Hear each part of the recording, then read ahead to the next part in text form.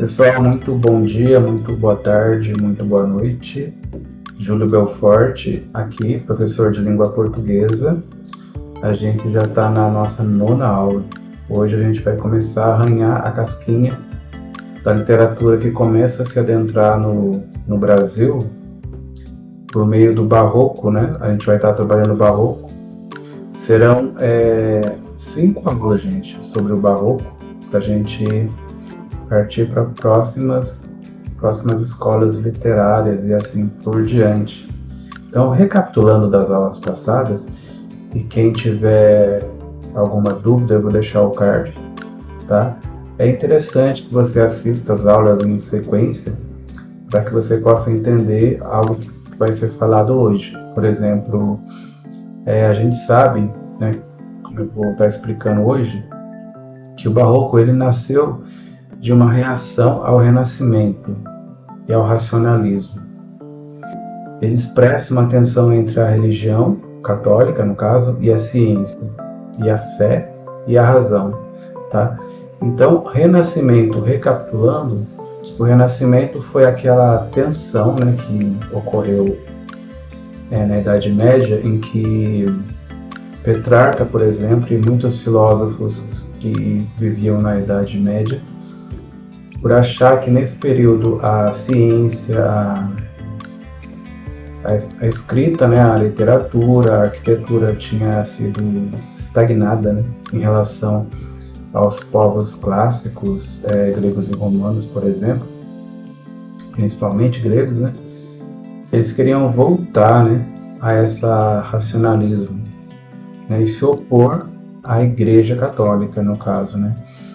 Então, dessa tensão, a Igreja Católica, por exemplo, começa a colocar a obra de arte dentro da igreja, né, expressando o Barroco, e na literatura também ela começa a trabalhar bastante, só que há uma dualidade, por exemplo, vocês vão ver que na literatura muitos textos, até de padres, né, foram contra a igreja também. Gregório de Matos, né, a gente vai estar estudando, ele publicou muita coisa contra o governo instituído na época, contra a igreja. Então, de certo modo, se na arquitetura, na arte, ela foi favorável à religião, por outro lado, na literatura nem tanto ela foi favorável à Igreja Católica. Então, a nossa primeira aula agora está começando. Vamos estar nos adentrando nesse assunto, ok? Então, Barroco, a nossa primeira aula. Para a gente ter uma noção, a gente vai ter um roteiro, tá? Serão 5 aulas, né? Eu poderia resumir, mas ficaria um conteúdo muito escasso, muito pobre, né? Do ponto de vista teórico, do ponto de vista do entendimento do que realmente foi, né? E talvez seja ainda, né? Quem sabe, o Barroco. Então a gente vai estudar o Barroco como espírito e um estilo que surgiu do século XVI na Europa, Espanha, Portugal, por exemplo, né, principalmente. Nessa primeira aula de hoje, né, nesse caso.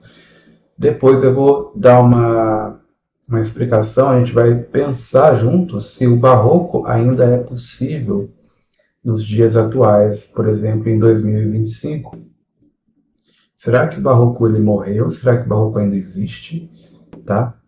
Nas obras, na letra de música e assim por diante? Ou será que ele já foi extinto, é uma coisa passada?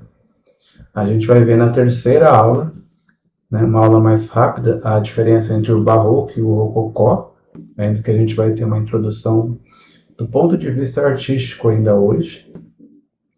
A gente vai estudar o Barroco de Gregório de Matos, ele foi o fundador da literatura brasileira. Então esse cara, esse escritor é muito importante para a gente, ainda que ele seja português. A gente vai estudar o Barroco de Padre Vieira, textos incríveis que Padre Vieira criou, trazendo uma riqueza muito grande, e a obra dele se torna literária porque ela ainda se aplica nos dias atuais. São textos que, perto da prosa, né, da narrativa, do ensinamento de como pregar, fazer uma missa, por exemplo, uma pregação, ele se destaca nessa parte. Ok? Então serão essas 5 aulas, e agora a gente vai estar estudando o barroco, espírito e estilo, tá bom? Só qualquer dúvida, fique à vontade, curtam, compartilhem esse vídeo com seus colegas, para que vocês possam ver como esse conteúdo é bastante rico, bastante cultural. Então, o barroco, como um espírito, né, um pensamento, um sentimento na época, né, naquela época que surgiu, ele foi um movimento artístico, cultural, filosófico, que surgiu no final do século XVI e se estende até o século XVIII. Ele influencia a arquitetura, a pintura, a literatura, a música e o pensamento da época. Então, como eu havia dito, ele nasce desse conflito entre o Renascimento, que quer uma volta para os clássicos greco-romanos, contra a Igreja, né, contra o que é atual na Idade Média. Por exemplo, o Petrarca, né, que é um dos principais tensionistas, se é que pode dizer assim. E esse movimento ele gera uma tensão entre a religião e a ciência, porque eles agora querem a ciência, e a fé e a razão. Então a gente vai ver, principalmente do ponto de vista literário, ainda que eu vá trabalhar com aspectos de obras de arte. Eu estive em uma fazenda em Bananal, São Paulo, uma fazenda que tem 300 anos, uma fazenda de escravos, né, que tem senzala e tudo. E dentro dessa casa eu filmei para vocês os móveis barrocos, tá? Daqui a pouco eu vou estar juntando a esse vídeo o conteúdo. E como é importante a gente não só estudar através de livro, né? Mas eu sou a favor de um ensino em que o aluno possa tocar, ver, participar de uma obra de arte, de uma visita ao museu, a um casarão antigo, para que ele possa realmente entender. Minas Gerais foi o berço do barroco no Brasil, tá? Então lá tem aquelas igrejas barrocas muito famosas, em que Aleijadinho, né, nosso principal artista barroco, trabalhou e fez muitas obras de arte. Então vamos nos inteirar então. Vamos ver algumas características do barroco do ponto de vista literário, né, principalmente. Então, dentro do barroco existe uma dramaticidade e uma emoção. Ele usa de contrastes fortes, né, entre a luz e a sombra. Ele tem um exagero na expressão e gesto, tanto na pintura quanto na escultura, no teatro. Por exemplo, essa obra aqui barroca, que está do lado direito da tela, você pode ver que ela é toda ornamentada, né, exagerada, assim. Chega até a doer a vista, você não consegue enxergar tudo, você tem que ficar olhando bem de perto.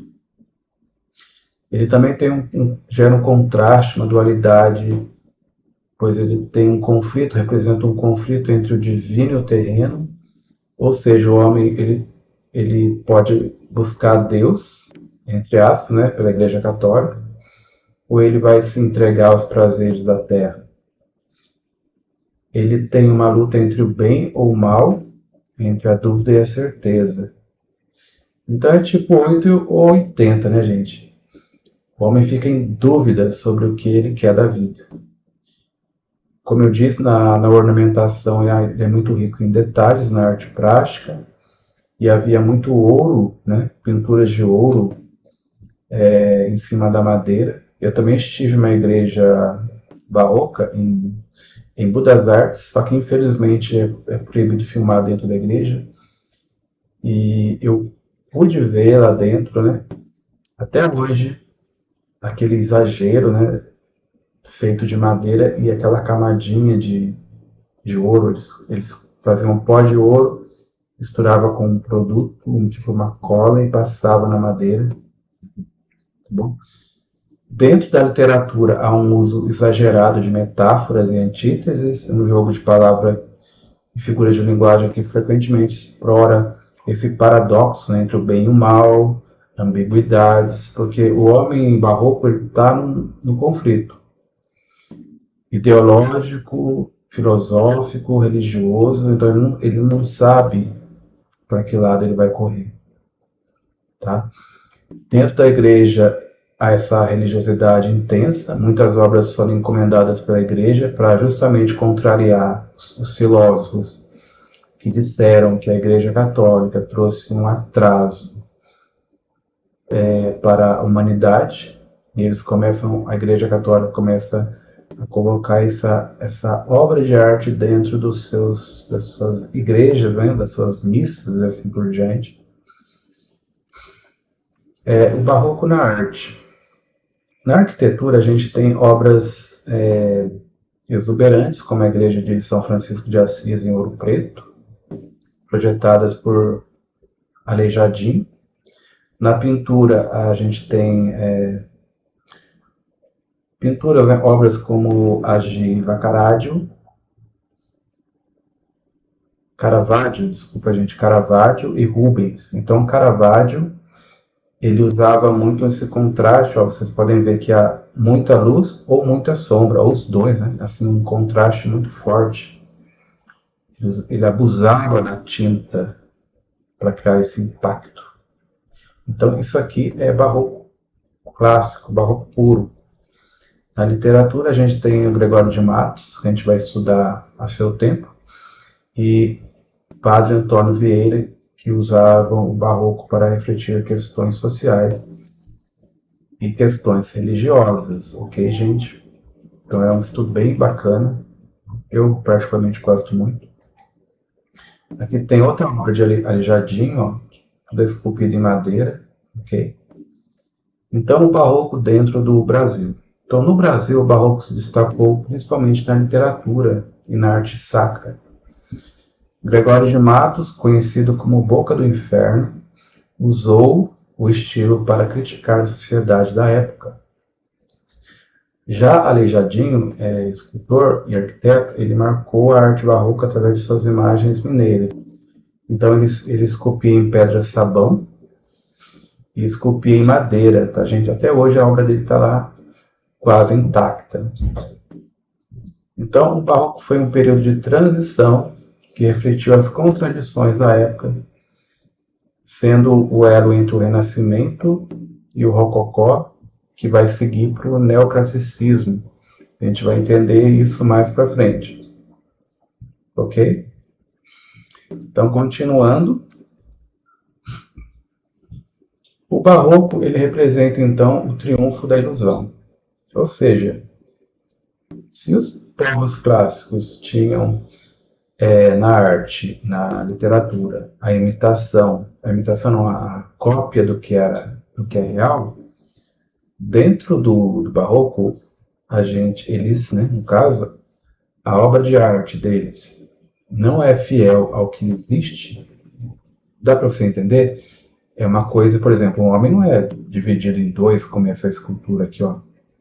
Então, dentro da cultura clássica, se eles fossem fazer o homem, como aquela famosa imagem de Davi, né, aquela escultura feita de mármore de Carrara, você pode ver que o homem é inteiro e é perfeito. Se fosse fazer uma obra de arte, uma pintura, ele seria fiel ao que existe.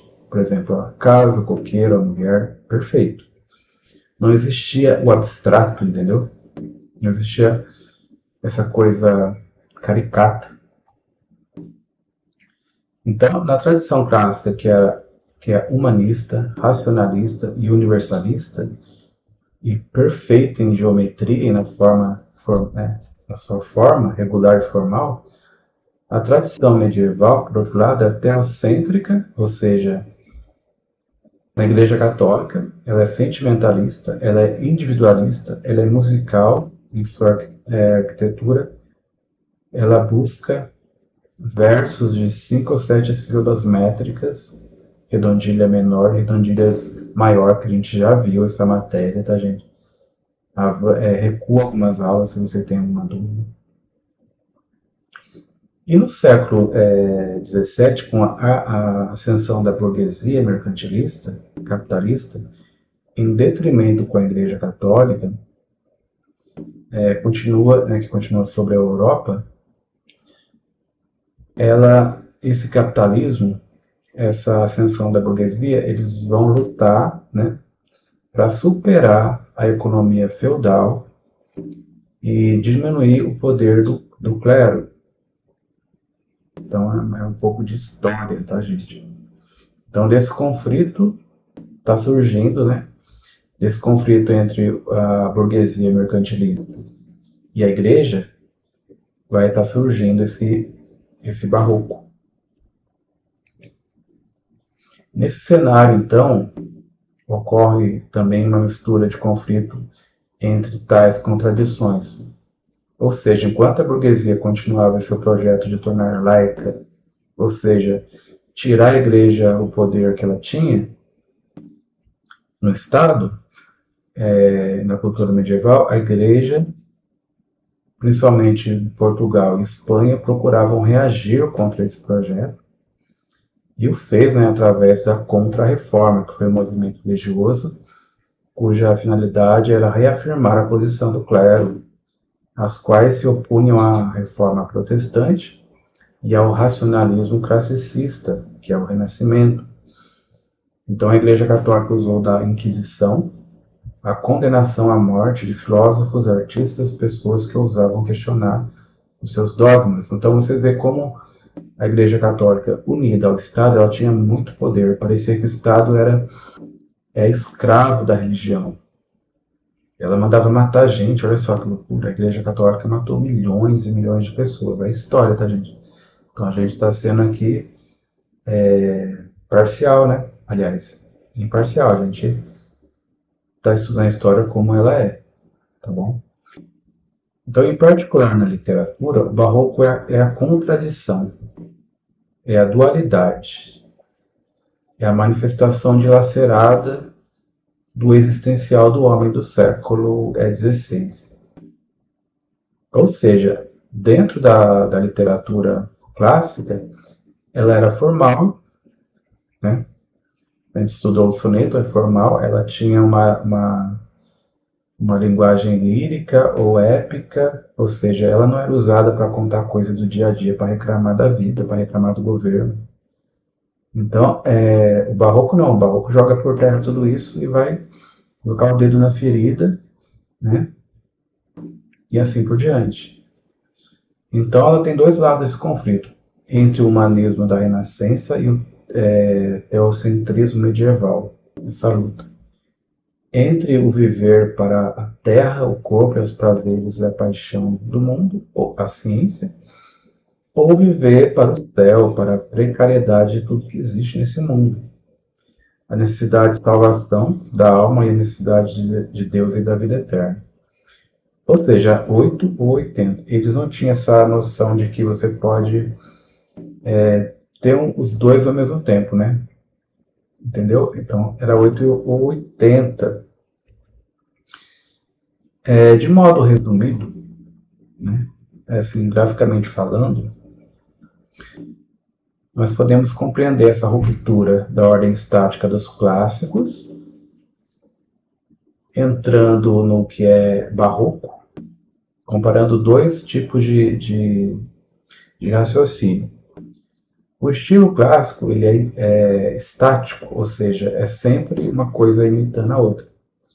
Tinha um modelo pronto para tudo.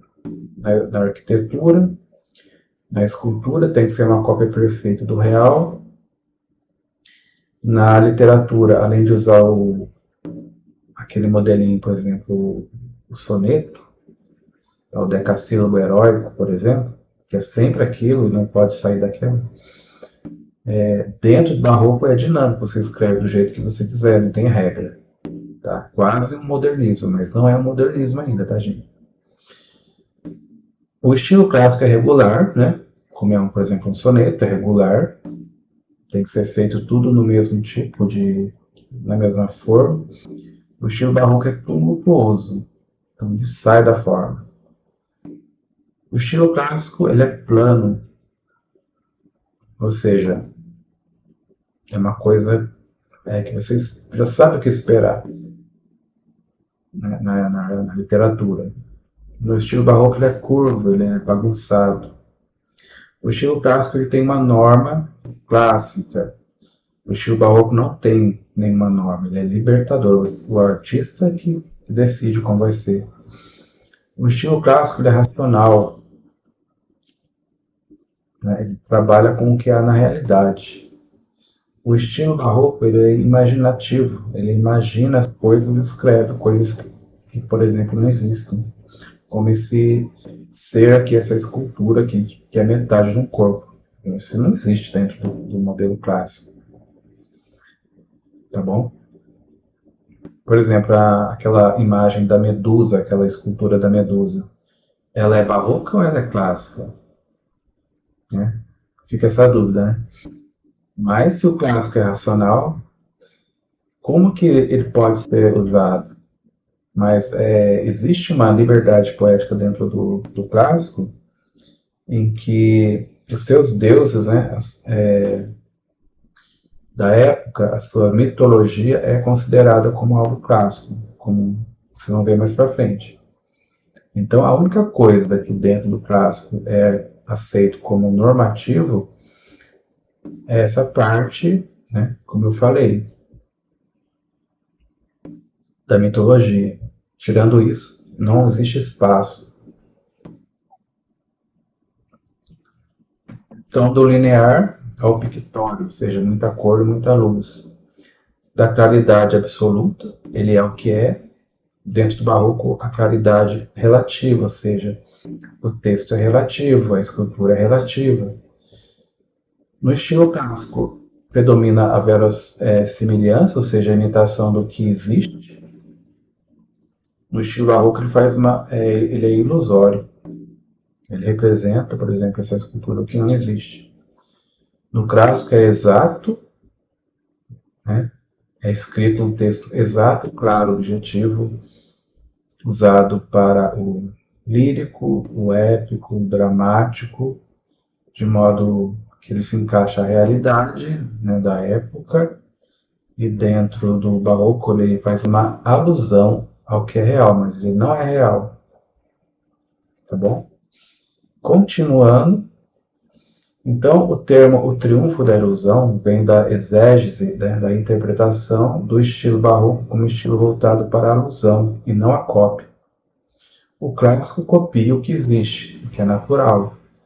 O barroco ele faz uma alusão, ele não copia, ele faz de conta, ele tenta imitar, mas mudando, né? Ok? Então ele foge do convencional. O barroco, que em termos de crise defensiva da Europa pré-industrial, aristocrática, jesuítica, né, Espanha e Portugal, perante o avanço do racionalismo burguês que aconteceu na Inglaterra, França e Holanda. Então, entendemos o quanto de angústia, de desejo de fuga, de limitado subjetivo havia nessa forma. Entenderemos também a imagem do barroco voltada para o sonho, como a comédia, como um labirinto, como um jogo de espelho, uma festa, o triunfo da ilusão. Então, nessa primeira aula, a gente fica até um pouco com dúvida, mas nas outras aulas vocês vão ver que ela vai clareando a nossa mente. Então, talvez esteja aí na fuga da realidade convencional, na tentativa de negação da arte como uma cópia ou mimese da realidade, princípio clássico fundamental para uma realidade cuja nitidez entrou em choque. A mais importante contribuição do Barroco, um estilo na luz e sombra, materialismo e espiritualidade, racionalismo e irracionalismo, se fundem e se interpenetram a ponto de provocar uma explosão artística de proporções gigantescas e inusitada. Portanto, para revelar o inconformismo, a inquietação do homem do século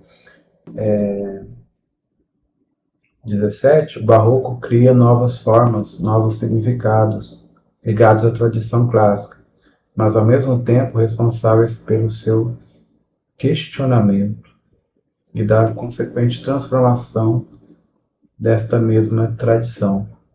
A gente vai ver um texto de Gregório de Matos, um poema. A gente vai entender que, embora esse poema esteja dentro da forma daquilo que é chamado clássico, é um decassílabo heróico, é um soneto, mas o conteúdo, né, desse poema, ele destoa completamente do clássico. Ele se torna algo assim, repleto de jogos de palavras, de contradições, de paradoxos, e fala do dia a dia, critica o governo, critica a igreja, critica os mulatos, e assim por diante. Então, a gente vai ler esse poema, tá? A cada canto um grande conselheiro, que nos quer governar cabana e vinha. Não sabem governar sua cozinha e podem governar o mundo inteiro. Em cada porta um frequentado olheiro, que a vida do vizinho e da vizinha pesquisa, escuta, espreita, esquadrinha, para levar à praça e ao terreiro. Muitos mulatos desavergonhados, trazidos pelos pés aos homens nobres, posta nas palmas toda a picardia, estupendas usuras nos mercados, todos os que não furtam, muito pobres. Eis aqui a cidade da Bahia. Olha só, gente, como esse valor poético de Gregório de Matos nessa obra, ele parece tão atual no Brasil desse ano de 2025, porque a gente sabe, né, que o Brasil entrou assim numa corrupção generalizada em todas as áreas, né? Infelizmente, parece que é algo real. Se eu fosse ler essa poesia hoje, seria uma crônica, né? Seria uma coisa atual. Mas como ele é um texto antigo, então eu só posso pensar nele como poesia, uma poesia barroca. Por que barroca? Porque ele está reclamando, ele está dizendo tudo aquilo que o governo faz de errado. Ele também critica, mete o pau na mesquinharia do povo que vive de olhar, de fofocar, de olhar a vida dos outros e levar, né, ao centro da praça, espalhar. A falta de vergonha dos nobres, né, que deveria ser exemplo, mas eles fazem parte de tudo que é errado, eles são contra a própria lei. É a mesma coisa de hoje em dia, né, gente? Hoje, no Brasil, infelizmente, não há nenhuma esfera política, judiciária, tudo corrompido. Aqui no mercado, né, no comércio, a lei do salve-se quem puder. Então esse é um poema barroco. É um poema que ele não fala de coisa épica, de um lirismo do amor, uma obra grandiosa de uma nação, mas ele joga por terra e lança um texto como se fosse uma crônica que reclama, que condena o que está acontecendo, ok? Então, se a gente for analisar esse poema de Gregório de Matos, que é o nosso principal poeta barroco porque ele reclama, ele é chamado de boca do inferno, porque os textos dele, gente, é tudo assim. Então, qual que é o governador, qual que é o governo que ia apoiar um texto desse? O Gregório de Matos nada publicou em vida, mas em tabernas, em bares, em público, ele cantava esses versos, espalhava para todo mundo, entendeu? E ele nada pôde publicar em vida, porque como boca do inferno, quem, né, que poderia concordar com ele, né? Podemos dizer assim, né? Como que é o governo que ia aceitar ser criticado, ok? Então, Gregório de Matos é o nosso principal poeta barroco. Podemos observar neles traços literários e contextuais, né, do estilo no Brasil, contexto em que ele vivia. Primeiros traços, né, os primeiros traços literários. A gente sabe que trata-se de um soneto, cujas rimas são opostas e alternadas. A gente já estudou isso, gente. Temos então, em termos formais, um exemplo de verso feito de acordo com as convenções clássicas. No entanto, o conteúdo não reafirma a harmonia, o equilíbrio, a forma. O poeta descreve a cidade da Bahia, basicamente mostrando as contradições. Na primeira estrofe, a incompetência do governo, como acontece hoje em dia, né, gente, em 2025. Como é que pode um presidente desse? Como é que pode, né? Vocês sabem, né, gente? Que não sabe governar nem a sua cozinha, vai governar o Brasil. Como é que pode, por exemplo, um ministro da economia ser chamado para ser ministro de um país só por causa da amizade, sem que a pessoa não tenha nenhum conhecimento sobre economia? A gente perdeu aquela noção de a pessoa se preparar, estudar para ocupar um cargo. Hoje em dia no Brasil não. Não existe mais isso. Pela amizade, se coloca a pessoa em cargo que a pessoa não tem nenhuma noção de como fazer. Então, eu estou sendo barroco, né, por exemplo. Olha só, então o barroco existe hoje em dia, né, gente? Então, na segunda estrofe, a raia miúda do povo, né, que se ocupa da vida alheia, cada vez com menos escrúpulos e mais intensidade, ele pesquisa, escuta, ele espreita, ele fofoca e leva a praça, né, essa coisa vil. Então o barroco é assim mesmo, gente. Vocês vão ver que quando eu for entrar realmente no estudo de Gregório de Matos, como o texto dele é chocante do ponto de vista contextual. Continuando, então, através da gradação utilizada no barroco de Gregório de Matos, gradação é um crescimento que vai piorando, piorando, piorando. Umas qualidades ou defeitos, vícios, né, da pessoa que é questionada e acusada por Gregório de Matos. Por exemplo, através da gradação, muito utilizado no barroco, Gregório de Matos mostra a finalidade última dos olheiros, isto é, fofoqueiros. Levar à praça e ao terreiro, lugares coletivos, as mesquinharias colhidas no cotidiano, que deixa de ser particular, devido ao ócio, à promiscuidade desse povo. Na terceira estrofe é uma denúncia em relação aos mulatos desvergonhados. De um lado e de outros nobres que se caracterizam pela picardia, desfeita, desconsideração. O poeta encerra a descrição generalizando através de uma ideia de desonestidade, estupendas usúrias do mercado, um ambiente em que se trata e mostra suas principais consequências, a desigualdade social. Então a gente sabe, gente, que o Brasil ele é um país desigual justamente por causa da corrupção, e o brasileiro ele não entende isso. Quanto mais corrupção, mais pobreza, mais desigualdade social. Então, o Gregório de Matos estava alertando, ele estava escancarando, né, falando para todo mundo, denunciando um governo corrupto. Então, todos aqueles que não furtam, muito, muito pobres.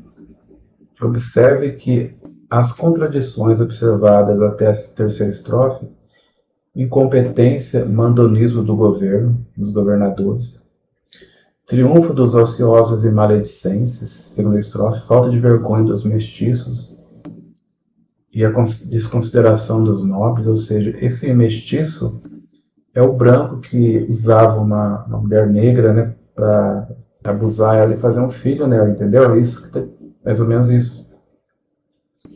Desemboca no quarto estrofe como algumas das causas da situação retratada. Então, um mundo às avessas, corrupto, desleal e, portanto, desigual, como é o Brasil agora em 2025. Ok? Então, Gregório de Matos, o texto dele não se foi, ele permanece como uma obra literária usável, né, nos dias de hoje. Então, um dos estilos prediletos de Gregório de Matos é a poesia satírica, irreverente, devastadora, através da qual denuncia, dentre de outras coisas, a corrupção, a desigualdade, o mandonismo e arbitrário imposto que caracteriza a situação da colônia no século XVIII, aliás, XVI e XVII. Agora, né, vocês sabem que o Barroco traz essa revolta, né? É normal, é assim que ele é.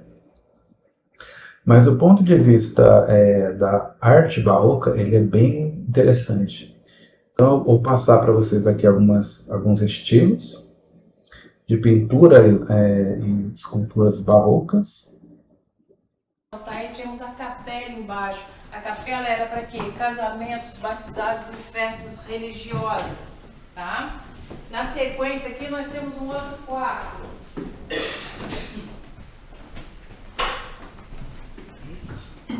Isso é um quarto totalmente diferenciado, que é o Rococó em Carvalho.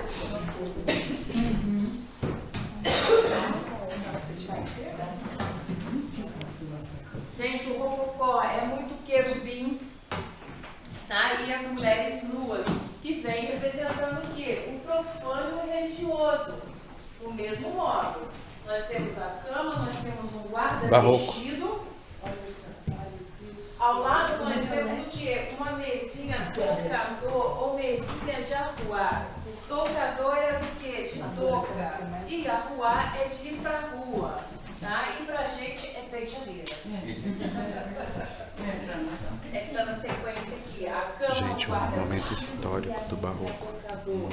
Sobre a mesinha nós temos alguns utensílios, que são as escovas, perfumaria e a caixinha de pó de arroz. Ao lado nós temos o quê? Um leque francês, né? A parte de baixo é madrepérola, lá em cima toda em cera. Vocês estão achando que o leque é só para coisa não era nada, era passado moças que ficavam em volta, e o padrão não era nada.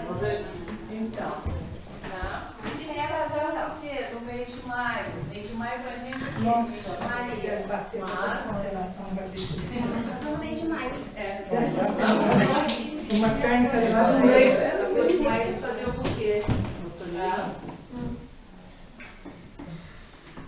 Esse outro quarto na sequência, esse outro quarto na sequência, aí já deu um furo na história. A gente foi com uma outra em 1965.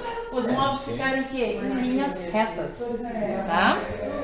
Aí perdeu todo o encanto lá do Rococó e veio para 1940.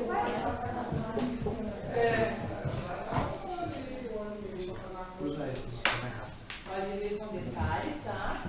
Eu tirei foto. Eu estou aqui derretendo.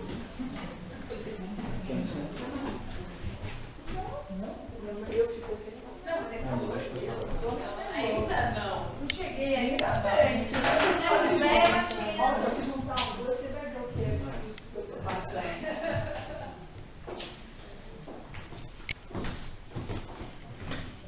Aí são os pratos portugueses. E pra lá da palma. Não pode entrar, tá trancado. Eu também, Isso prefiro. aqui deve ser de 1935 aproximadamente. Mostra de Brasil. Aí nós temos todos os cristais também, temos porcelanas.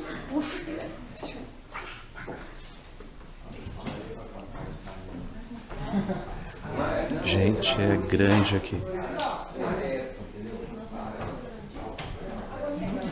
enorme. A casa é um palácio. Onde nós estamos aqui? Isso, na sequência agora são os quartos, tá? Então, gente, aqui nesse quarto nós temos uma cama de viúva. A viúva é aquela meio termo. Ela não é solteira e nem casal, tá? Essa viúva aí é da época do Império, essa cama. E tem um cisne no travesseiro da cama que é um sinal de fidelidade. Ela tinha que ser fiel ao morto. Por quê? A mulher não casava mais, mas o homem sim. O homem casava até mesmo com sua prima, um parente bem próximo para a fortuna não sair da família. Guarda-roupa de 1940 e a mesa da época do Império. Sim, porque o cisne perto do companheiro não se arruma mais. Vai estar. Mulher.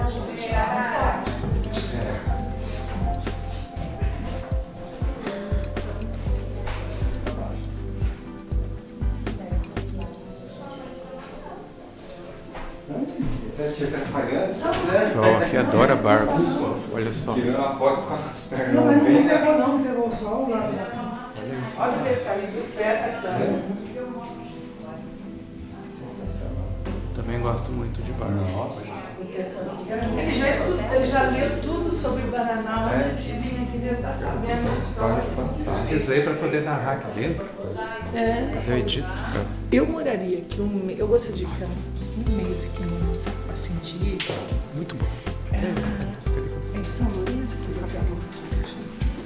6 meses. Um dia você foi no Caxambu, Já foi uma vez. você foi naquele hotel bem do centro mais antigo. Coisa mais deliciosa. Eu me senti na época de Dom Pedro. Eu vou voltar lá, hein? Volta, Qual que é o vai nome do nesse hotel? Aí não sei, bem no centro de São Lourenço, mais antigo que tem. Eu vou sim. Tem nada. Tá bom? Sem muito comentário. Então esse é o estilo barroco das igrejas ou da arte, ou seja, luz e muita sombra, muita ornamentação e coisas, madeira pintada a ouro, pó de ouro, uma escultura bem religiosa, bem detalhada, muitas das quais feitas por Aleijadinho, principalmente no estado de Minas Gerais. Agora a gente vai ter uma pequena introdução. A gente estudou o barroco. Existe um barroco sutil chamado rococó. O barroco clássico, ele é pesado, olha gente, ó. Não tem claridade, é uma coisa escura, muito trabalhada. Uma coisa muito pesada mesmo. Em tudo, na literatura, na escultura, na pintura. O barroco rococó, ele, depois que foi se saturando, ele se tornou uma coisa mais sutil, olha só. Paredes brancas, tem muita obra de arte, mas tem espaço para você respirar. Olha só, o barroco pesado aqui, e o rococó, que é um barroco mais leve, mais claro, menos ornamentado, ainda que seja ornamentado, próximo do que a gente vai ver mais para frente. E no vestuário, ó, barroco, é uma veste masculina bem trabalhada e feminina bonita, né? Bem trabalhada também, ok? Então, resumo. Nessa primeira aula, nós tratamos os fundamentos do que se entende como barroco como estilo literário, características do espírito barroco que começou a se instalar no Brasil de modo tímido, no Maranhão, devido à nossa ainda novata cultura, que apenas começava a se aflorar, pois a nossa economia não dava porte à literatura. Ou seja, a gente não tinha um público, uma economia que favorecesse a leitura, a aquisição da arte. Então, na segunda metade do século XVII, que começa, né, o ouro, o café, a cana-de-açúcar, a trazer substrato para que esse povo possa adquirir esses bens culturais, ok? Então, no Brasil, o barroco foi ocorrendo de modo parcial e de modo temporal diferente do que aconteceu na Europa. Então, eu sou Júlio Belfort, Espero que tenham gostado dessa primeira aula e a gente se vê na próxima aula, onde a gente vai trabalhar se o barroco ainda é possível nos dias atuais, ok? Então, até mais. Curta, compartilhem.